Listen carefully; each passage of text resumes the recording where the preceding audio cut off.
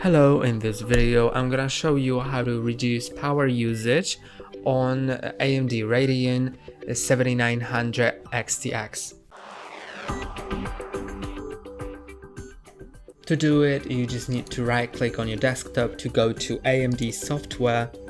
Now you can go to gaming and you can change it for a certain game or globally by going to graphics.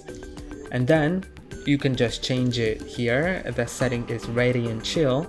If you enable that, then you can set the idle FPS and the peak FPS. It'll be just a frame FPS limit. For example, I can set the idle FPS to like 60 and peak FPS to, let's say, 144, and that will just limit my FPS to reduce power usage. And that's all for today. Don't forget to like and subscribe. See you next time.